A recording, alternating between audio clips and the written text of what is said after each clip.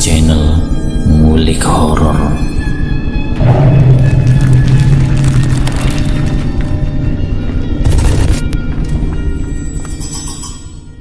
Assalamualaikum warahmatullahi wabarakatuh. Jumpa kembali di channel Ngulik Horor. Channel ini menceritakan tentang kisah-kisah misteri. Pada kesempatan kali ini saya akan membawakan kisah misteri yang ditulis oleh @ras140217. Kalian juga dapat mengunjungi tweet beliau langsung ya.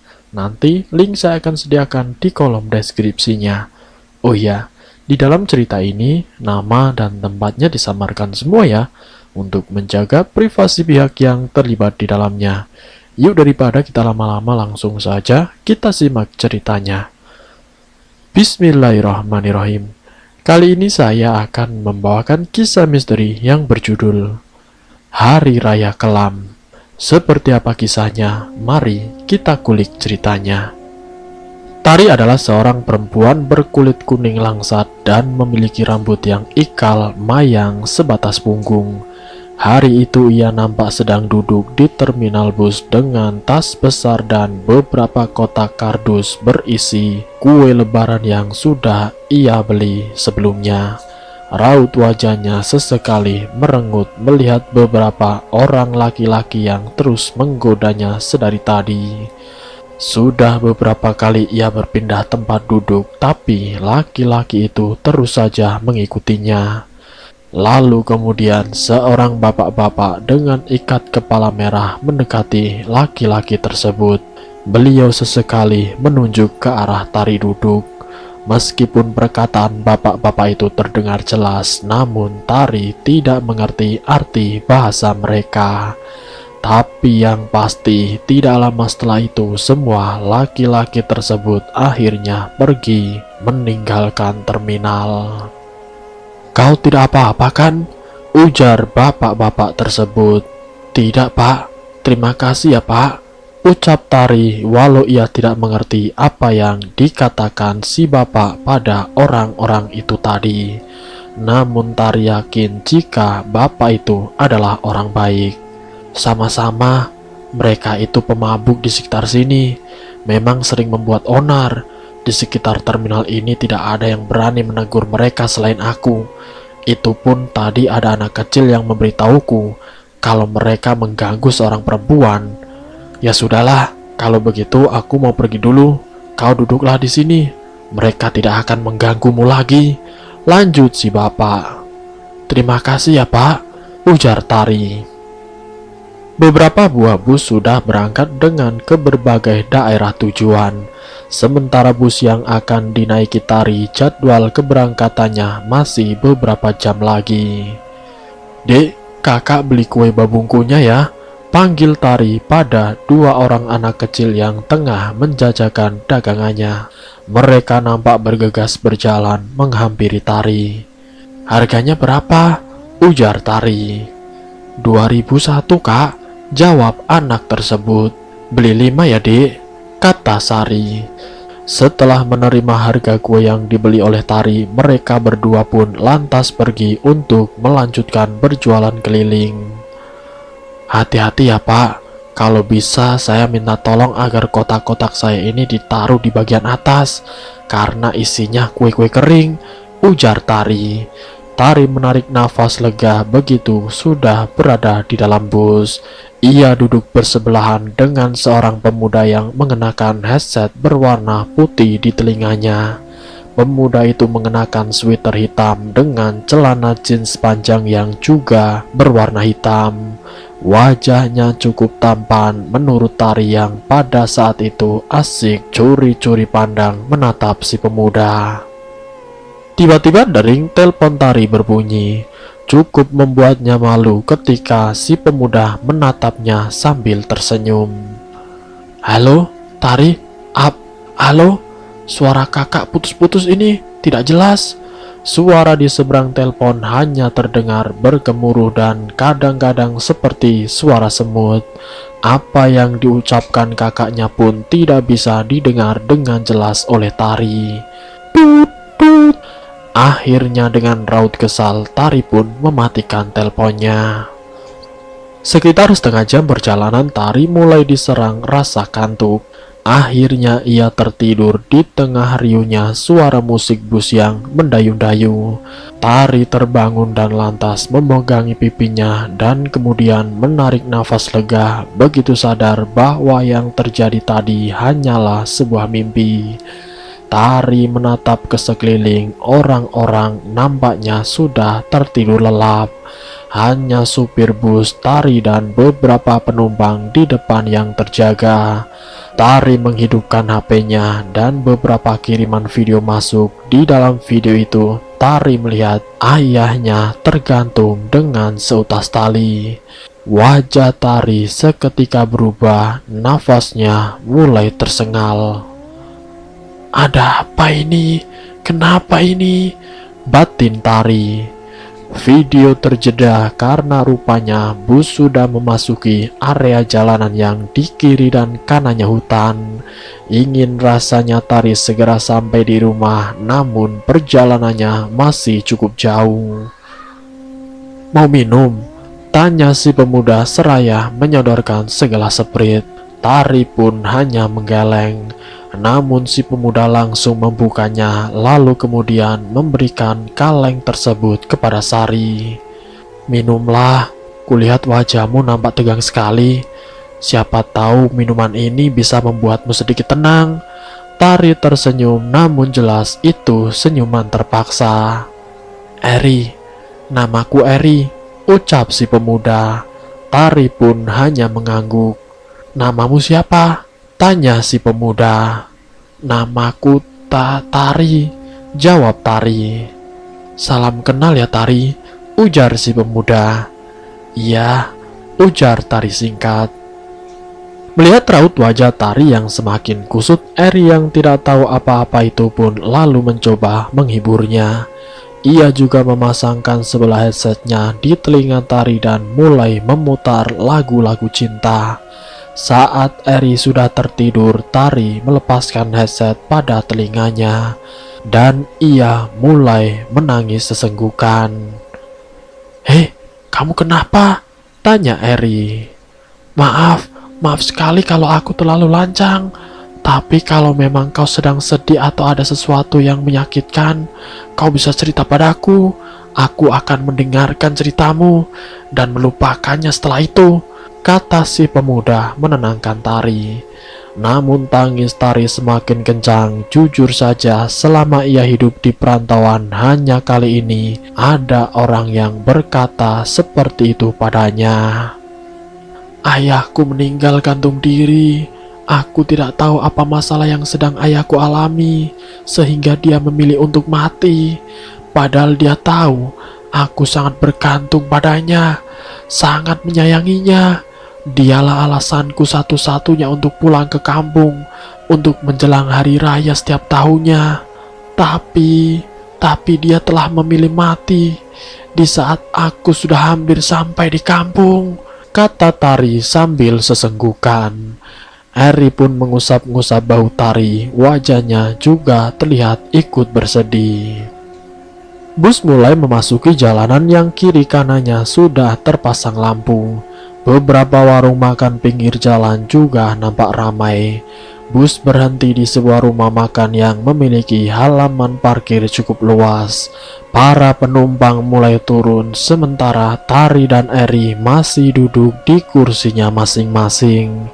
Mata Eri lekat menatap rumah makan tersebut seperti ada sesuatu yang janggal tengah ia perhatikan. Tari mengecek HP-nya berharap kalau di daerah itu ada sinyal untuk menelpon kakaknya. Kartumu apa? Yang ku tahu di daerah sini selain Telkomsel, kartu lain tidak ada sinyal. Tari menarik nafas panjang. Ini, pakai HP ku saja untuk menelpon keluargamu, ujar Eri seraya menyodorkan HP-nya. Tari mengambil HP tersebut lalu mulai mengetik nomor kakaknya. Saat tersambung, Tari langsung meminta untuk jangan terlebih dulu menguburkan ayahnya, karena dia ingin mencium jasad ayahnya untuk terakhir kali sebelum dimakamkan. Namun suara kakaknya terdengar putus-putus sama seperti sebelumnya, sehingga kemungkinan apa yang dikatakan Tari tidak bisa didengar jelas oleh sang kakak. Tut tut tut. Sambungan telepon terputus karena ternyata pulsa Eri habis. Aduh, pulsaku habis. Sebentar ya, aku beli dulu, ujar Eri. Jangan tidak usah. Suara kakakku juga tidak terdengar jelas. Mungkin pemancar sinyal di kampungku sedang bermasalah lagi, ujar Tari. Oke, tapi aku permisi lewat sebentar ya. Mau buang air kecil, sekalian beli makan. Tari pun mengangguk. Setelah Eri keluar, Tari berpindah duduk ke kursi Eri. Ia menyadarkan kepalanya pada kaca bus. Tari pun kemudian memijit-mijit pelipis matanya yang terasa sangat lelah. Brak! Suara sesuatu jatuh dari arah belakang mengagetkan Tari. Awalnya ia mengira kalau suara tersebut merupakan ulah dari salah satu penumpang. Namun ketika ia melihat ke sekeliling, tidak ada siapapun di dalam bus itu selain dirinya sendiri. Di pinggir jalan yang tidak begitu jauh, Tari melihat Eri yang sedang berjalan sambil menenteng bungkusan plastik. Saat Eri sudah masuk ke dalam bus, Tari pun sudah pindah ke kursinya semula. Ini makan dulu, ujar Eri memberikan bungkusan nasi goreng pada Tari. Terima kasih ya, tapi aku tidak lapar, jawab Tari. Aku tahu kamu sedih, tapi kamu juga harus jaga kesehatanmu. Makanya aku sudah belikan, tidak usah dibayar, aku ikhlas kok, kata Eri.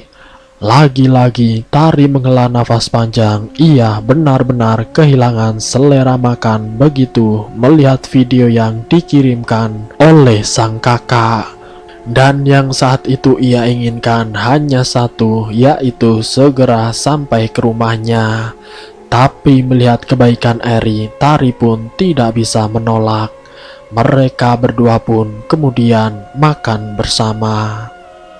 Fajar mulai menyingsing ketika bus sudah hampir sampai di terminal tujuan. Tari bergegas bersiap-siap untuk keluar. Bahkan ketika bus baru akan memasuki area terminal. Tari, panggil Eri. Iya, ada apa? Jawab Tari. Boleh aku meminta nomor HP-mu? Pinta Eri kepada Tari. Tari pun mengangguk lalu menyebutkan nomor HP-nya. Eri tersenyum dan mengucapkan selamat tinggal pada Tari yang kemudian naik ojek untuk menuju ke kampungnya. 2 jam lamanya Tari duduk di boncengan tukang ojek yang syarat muat akan barang bawaan Tari tersebut. Punggungnya juga terasa sangat sakit, terlebih bagian pantatnya yang sudah terasa kram dan nyut-nyutan. Akhirnya ia pun sampai di rumah. Bendera hijau bertuliskan Innalillahi wa inna ilaihi rojiun terpasang di depan rumah yang berarti jenazah ayahnya belum dimakamkan. Tari berlari masuk dan langsung memeluk jenazah sang ayah. Tubuh juga wajahnya pucat dan dingin sekali. Tari hampir saja pingsan andai tidak langsung dipeluk oleh kakaknya. Sudah deh, ikhlaskan ayah, ujar kakaknya Tari. Tapi kenapa kak? Apa penyebabnya? Tanya balik Tari. Nanti kakak ceritakan dek. Sekarang lebih baik kita urus dulu untuk pemakaman ayah.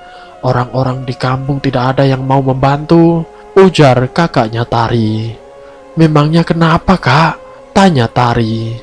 Karena ayah mati bunuh diri, jawab sang kakak menjelaskan kepada Tari. Singkat ceritanya, setelah pemakaman ayahnya, malam itu Tari duduk termenung di dalam kamar sang ayah. Kamar yang menjadi saksi atas kematian ayahnya.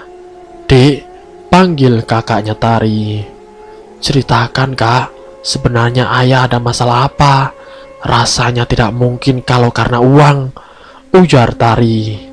Iya, kamu benar dek. Kami mendapatkan banyak masalah setelah kau pergi. Aku dan suamiku bercerai karena ulah mertuaku. Aku bahkan seringkali mengalami KDRT. Ayah sangat terbeban pikirannya karena masalahku. Apalagi saat beliau mendengar aduan dari tetangga mama yang mengatakan kalau Selaha pernah mengaku kalau sudah diperkosa oleh suami baru ibu. Kami kaget sekali waktu itu dan hampir tidak percaya. Karena kau tahu sendiri kan betapa alim dan baiknya ayah tiri kita itu. Ayah mengusut dan menyelidiki sendiri dan akhirnya terungkap kenyataan yang sebenarnya. Kalau memang benar suami ibu sudah berulang kali memerkosa Saleha. Bayangkan saja, adik kita yang baru berusia 12 tahun diperkosa berulang-ulang kali oleh manusia bejat itu. Ayah tidak bisa mengontrol emosinya. Beliau marah-marah dan perkelahian pun terjadi begitu saja. Ayah mengamuk membawa parang dan melukai suami baru ibu. Tangannya putus terkena tebasan parang ayah. Tapi yang anehnya, di sini ayah malah disalahkan karena dianggap main hakim sendiri tanpa adanya bukti. Ya, aku tahu mereka memang benar. Cara ayah memang salah untuk membela anaknya. Beliau bahkan sempat kabur-kaburan menghindari kejaran polisi. Disitulah aku membujuk Saleha untuk mau bersaksi atas apa yang sudah terjadi padanya selama ikut ibu. Dan setelah kesaksian Saleha, keadaan mulai sedikit tenang. Awalnya aku kira semua akan baik-baik saja, tapi ternyata tidak. Saleha bunuh diri, dan kematian Saleha itu membuat ayah kalap mata. Kau tahu sendiri kan bagaimana sifat ayah jika salah satu putrinya diganggu orang. Apalagi kejadian Saleha ini bukan hanya membunuh mentalnya, tapi juga menyebabkan kematiannya. Waktu itu aku sudah menasihati ayah untuk jangan mengotori tangannya dengan darah manusia bejat itu. Tapi ayah bilang begini, nyawa harus dibayar dengan nyawa. Seperti apa perbuatannya terhadap putri ayah, seperti itulah ayah akan membalasnya. Bahkan ayah tidak peduli kalau harus melangkai puluhan bahkan ratusan mayat untuk membela anak-anak ayah. Cerita sang kakak diiringi dengan isakan tangis pilu tari memeluk erat kakaknya. Setelah emosinya sedikit mereda, ia kembali melanjutkan ceritanya. Ayah benar-benar membunuh suami baru ibu, bahkan mertua dan bekas suamiku juga. Saat mereka dalam perjalanan keluar kota, malamnya ayah datang menemuiku untuk berpamitan pergi. Karena memang pada saat itu ayah sedang dicari-cari orang dan polisi. Ayah pun kabur selama beberapa bulan tidak terdengar kabar. Dan akhirnya beliau pulang. Ayah juga bilang kalau dia capek kabur-kaburan. Masuk hutan, keluar hutan, berpindah-pindah tempat setiap harinya. Bahkan berbicara pun kami harus berbisik-bisik. Lanjut kakaknya menceritakan. Kenapa saat itu ayah tidak menyerahkan diri saja, Kak? Padahal dendamnya kan sudah juga ia balas. Tanya Tari antusias. Ada banyak hal yang ayah pikirkan. Kita tidak akan tahu apa yang ia pikirkan di posisinya saat itu. Beliau memang bersalah, tapi beliau tidak akan semudah itu membunuh orang yang tidak melakukan kejahatan apa-apa terhadap keluarganya. Kau sendiri pun tahu kan, kasih sayang ayah pada kita tidak ada bandingnya. Dia akan rela melakukan apapun itu demi kita. Dan keesokan harinya, saat aku akan membangunkan beliau, aku menemukan ayah sudah meninggal dengan leher yang tergantung. Lanjut kakaknya Tari sambil diiringi tangisan. Tari pun hanya menggeleng. Aku tidak ada di situ. Ayah melakukan itu demi kalian. Ayah hanya sayang kalian berdua, bukan aku. Ayah sayang kau, Di. Ayah sangat menyayangi anak-anaknya, ujar kakaknya Tari. Lantas kalau ayah memang sayang padaku, ayah tentu tidak akan mati bunuh diri seperti itu, Kak. Karena ayah tahu kalau aku tidak akan bisa hidup tanpa dia. Kakak sendiri pun kurasa tahu kalau apapun yang aku lakukan selama ini itu untuk membahagiakan ayah. Alasanku pulang setiap lebaran itu hanya karena ayah, Kak. Dan setelah ayah tidak ada lagi, Aku mungkin tidak akan pulang dan menginjakkan kaki di kampung ini lagi, jawab Tari sambil mengusap air mata. Malam itu Tari berusaha tidur, namun hawa kamar tersebut terasa sangat panas sekali. Bau amis pun juga mulai tercium. Tari beranjak dari kasur, matanya menatap memperhatikan seluruh ruangan kamar. Waktu itu memang tidak ada yang aneh. Suara ketukan di pintu kamar membuat Tari sedikit kaget. Tap, tap, dan terdengar suara langkahnya. Tidak ada siapa-siapa di luar kamarnya, namun suhu di luar terasa cukup dingin. Sangat berbeda sekali dengan suhu di dalam kamar yang sangat panas. Tari belum tidur, tanya kakaknya Tari. Di kamar panas kak, bikin gak bisa tidur, jawab Tari. Kakaknya Tari duduk dan meletakkan botol air putihnya di lantai. Pemancar sinyalnya rusak lagi ya kak? Tanya Tari.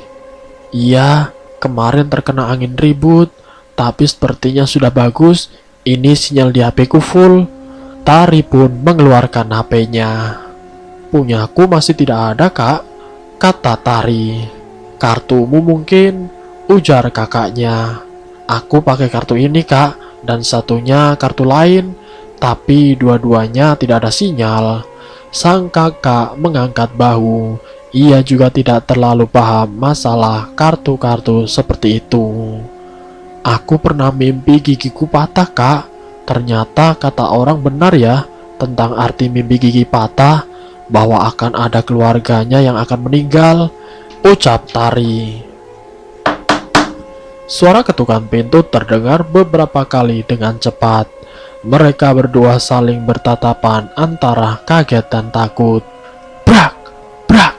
Setelah beberapa saat didiamkan, ternyata ketukan tadi berubah menjadi gedoran keras. Kakaknya Tari beranjak dari duduknya, namun lekas-lekas Tari cegat sambil menggeleng. Karena perasaannya tiba-tiba saja tidak enak, seperti ada sesuatu yang buruk akan terjadi. Jangan kak, pinta Tari. Ah, mungkin ada sesuatu yang penting dek, jawab kakaknya. Tapi ini sudah larut malam kak, lebih baik jangan dibuka, pinta Tari. Kakak Tari melepaskan pegangan tangan sang adik lalu tersenyum.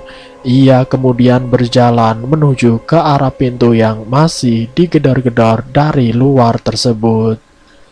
Saat pintu terbuka, ternyata di depan pintu sudah berdiri Pak RT dan salah satu tetua desa lainnya. Maaf kalau kedatangan kami mengganggu waktu istirahat kalian, karena ada sesuatu hal yang harus kami sampaikan di malam ini juga, ujar Pak RT. Dek, sesuatu apa ya Pak? Tanya kakaknya Tari. Seperti yang kita tahu, kalau ayah kalian sudah melakukan kesalahan yang sangat fatal untuk dimaafkan oleh warga desa. Jadi seluruh warga ingin agar kalian berdua pergi dari kampung ini. Begitu acara pemakamannya sudah selesai, ujar Pak RT. Tapi Pak, ini masih belum 7 hari kan? Bahkan rumah pun tidak boleh dikosongkan jika belum 100 hari, kata kakaknya Tari. Itu kalau ayahmu tidak bunuh diri. Dia kan bunuh diri. Mau dibikin acara selamatan seperti apa juga, dia tetap akan masuk neraka, ujar tetua desa. Mulut kalian itu jahat sekali ya. Memangnya siapa kalian bisa menghakimi ayahku seperti itu? Apa kalian sudah pasti masuk surga? Hah? Bentak Tari yang tidak terima ayahnya dihina. Tar, sudah Tar, cegah kakaknya Tari. Di dalam agama pun yang namanya bunuh diri itu tidak dibenarkan. Brak! Tari menutup pintu rumahnya dengan keras dan kasar. Ia sangat kesal dengan hinaan orang-orang itu. Ia tahu kesalahan ayahnya dan ia juga tahu bagaimana hukum bunuh diri dalam agamanya. Tapi tidak bisakah mereka untuk tidak menghina orang yang sudah meninggal? Tari bergegas masuk ke dalam kamar. Ia membereskan semua barang-barang dan meletakkannya di dekat pintu keluar. Kau benar akan pergi, Dek? Tanya kakaknya Tari. Kita berdua akan pergi, Kak. Jawab Tari. Tapi aku tidak bisa meninggalkan rumah ini sebelum 100 hari, Dek. Ujar kakaknya Tari. Kakak tidak dengar tadi. Mereka mengusir kita dari kampung ini. Bahkan mereka juga menghina ayah kita.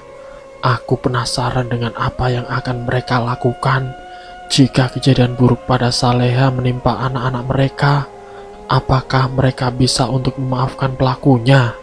Sang kakak hanya terdiam. Ia menatap ke sekeliling, matanya mulai berkaca-kaca. Keadaan kita mendesak, Kak. Kita tidak punya pilihan.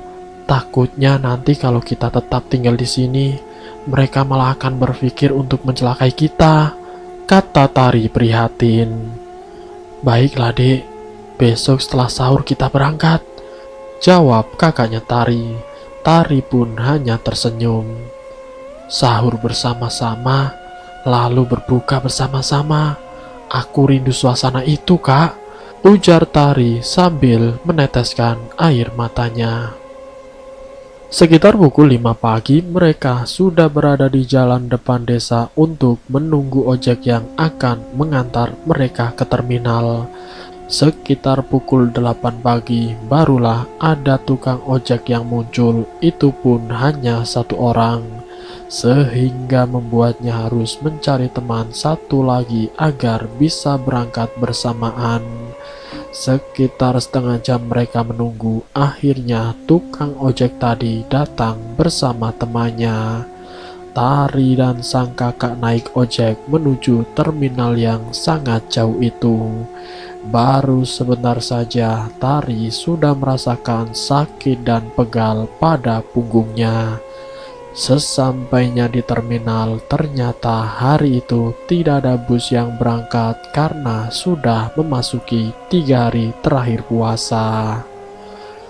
Aduh, sudah jauh-jauh kita ke sini, ternyata terminal kosong. Keluh Tari. Rasa haus dan lapar membuatnya emosi. Sang kakak duduk di bangku panjang itu. Ia menatap ke sekelilingnya. Entah apa yang ia pikirkan saat itu. Kita mau tidur di mana, Kak, malam ini? Tanya Tari. Aku juga tidak tahu, Dek. Yang pastinya jangan di sini, jawab kakaknya Tari. Tari berusaha menghubungi teman-temannya yang tinggal di sekitaran terminal. Namun alasan mereka sama, yaitu sedang tidak berada di rumah karena akan merayakan Lebaran bersama keluarga besar mereka masing-masing. Tidak menyangka hari raya tahun ini sangat jauh berbeda dari tahun-tahun sebelumnya, gumam sang kakak. Halo, Eri. Tari berjalan menjauhi kakaknya untuk mengobrol dengan Eri, pemuda baik yang baru dia kenal. Andai bukan karena terpaksa, Tari tidak akan meminta bantuan kepada Eri. Sekitar 20 menitan, Eri datang mengendarai sebuah mobil berwarna putih. Ia melemparkan senyum kepada Tari. Maaf kalau aku merepotkanmu ya. Aku benar-benar terpaksa karena tidak tahu mau minta tolong pada siapa lagi, kata Tari memelas. Iya, aku paham kok, dan aku juga senang kalau bisa membantumu, jawab Eri. Eri membantu memasukkan semua barang-barang bawaan kakak beradik itu ke dalam mobilnya. Mau beli minuman dulu? Tanya Eri. Kami sedang berpuasa, jawab Tari. Aduh, maaf, aku lupa. Sekali lagi maaf ya, ujar Eri. Santai, tidak apa-apa kok, jawab Tari. Sesampainya di rumah Eri, Tari nampak sedikit kaget karena ternyata pemuda itu hanya tinggal bersama dengan ART-nya di rumah yang cukup besar tersebut. Orang tua kamu kemana, Ri? Tanya Tari. Orang tuaku tidak tinggal di sini, Tar. Cuma aku yang tinggal di sini. Karena ini merupakan rumah peninggalan kakek nenekku dulu, jawab Eri.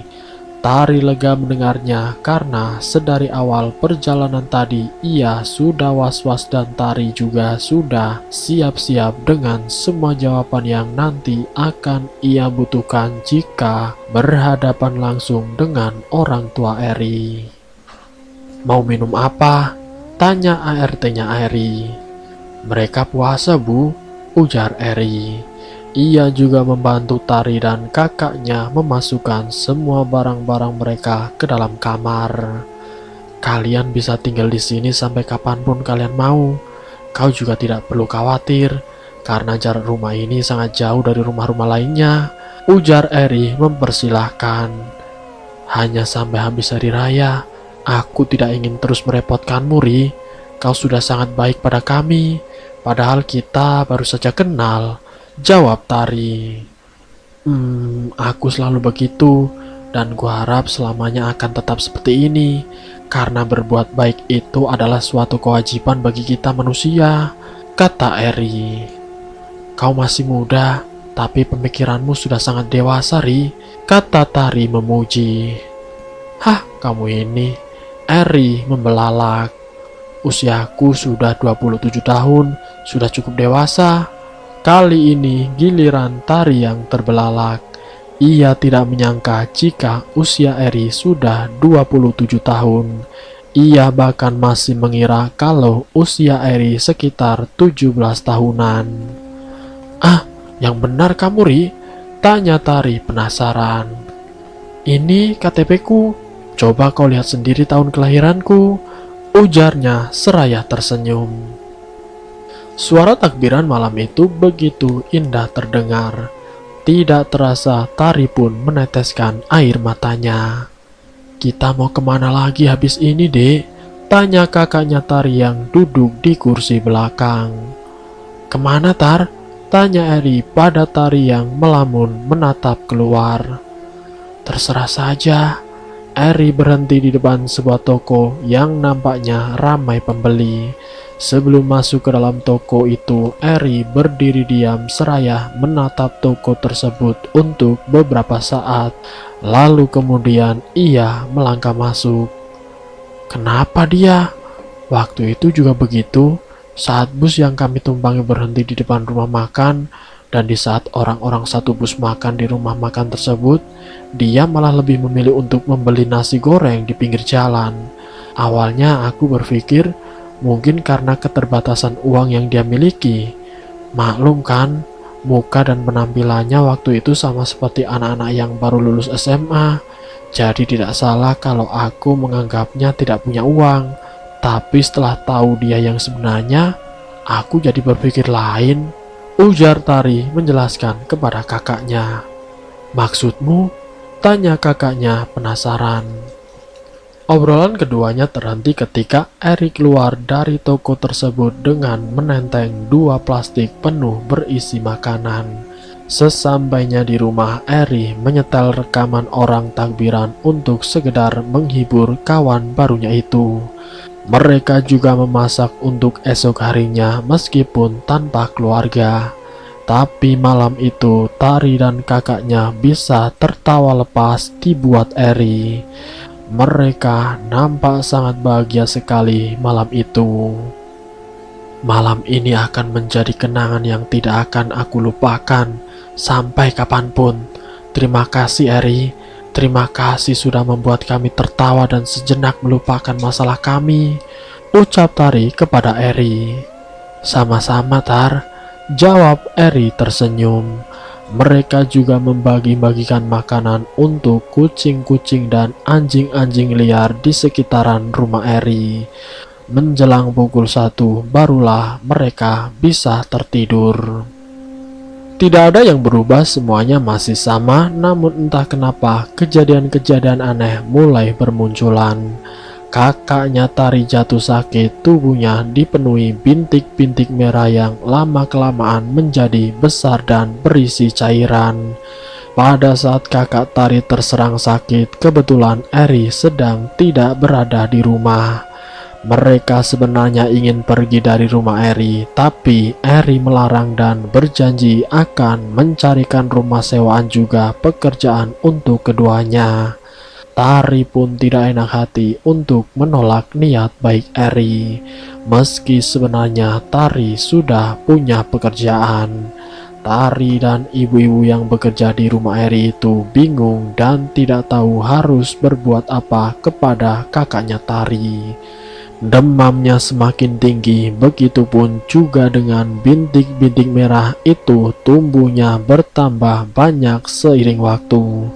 Bahkan yang sudah besar dan berisi cairan mirip seperti cacar itu kemudian saling menyatu satu sama lain, membentuk gelembung besar mirip seperti kulit yang habis terkena cipratan minyak panas. Walaupun sudah diobati dengan herbal-herbalan untuk cacar, tapi tidak kunjung sembuh juga. Nah, Eri sudah dalam perjalanan. Tadi sudah ibu telepon, ujar ibu-ibu yang ada di rumahnya Eri. Saya tidak enak, Bu. Saya terus-terusan merepotkan Eri. Kasihan dia, ujar Tari.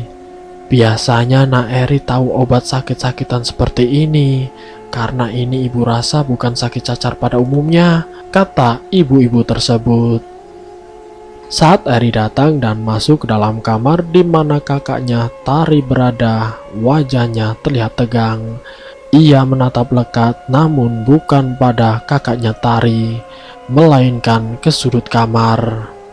Ini penyakit kiriman, bukan cacar, ujarnya. Dari mana kau tahu?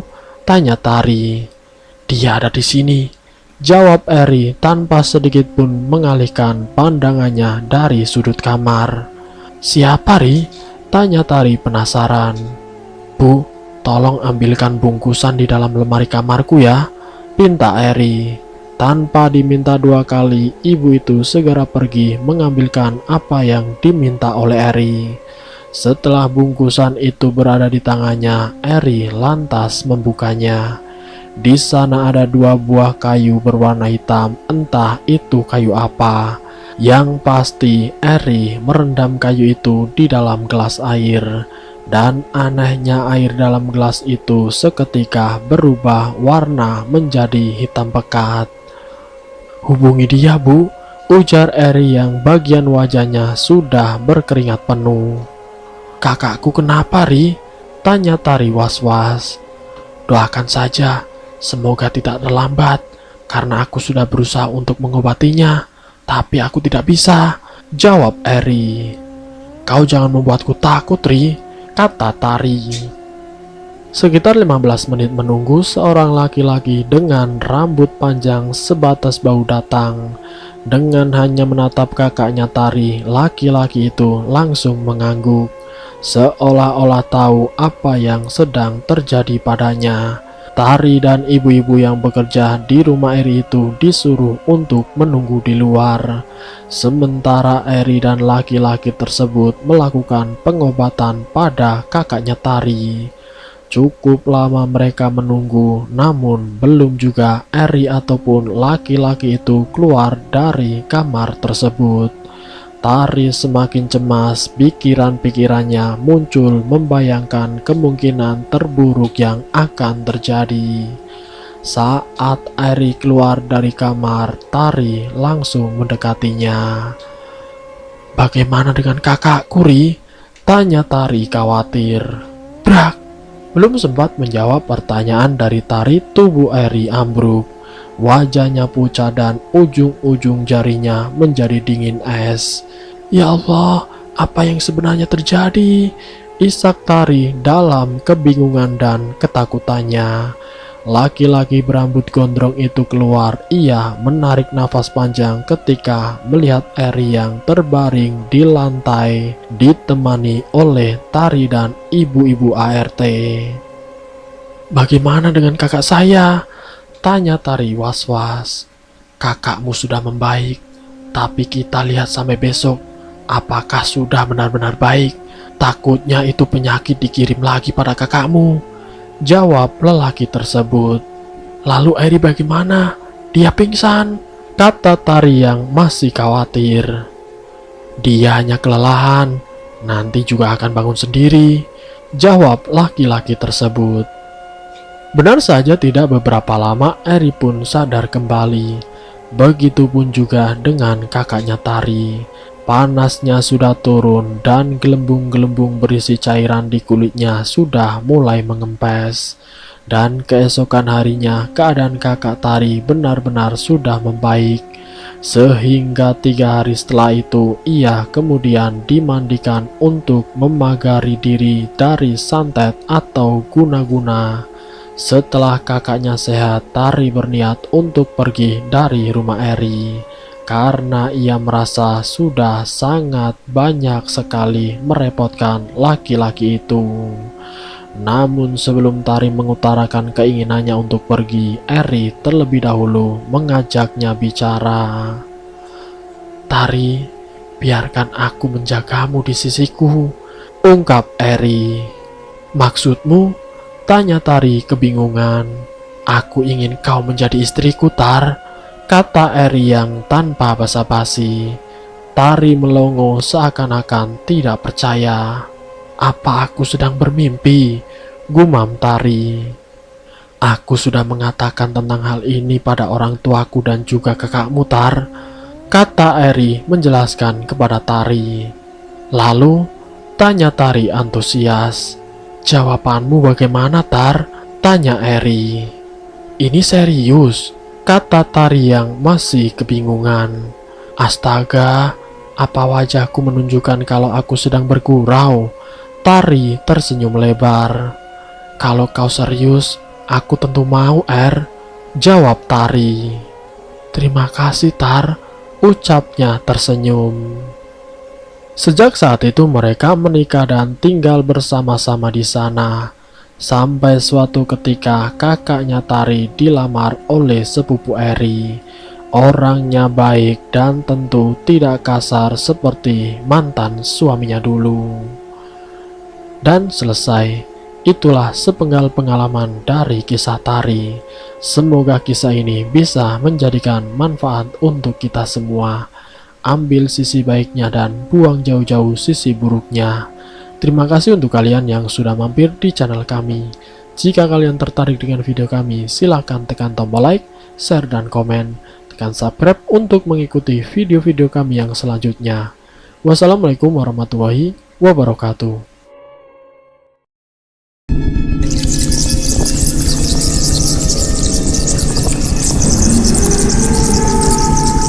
Selamat datang di channel Ngulik Horor.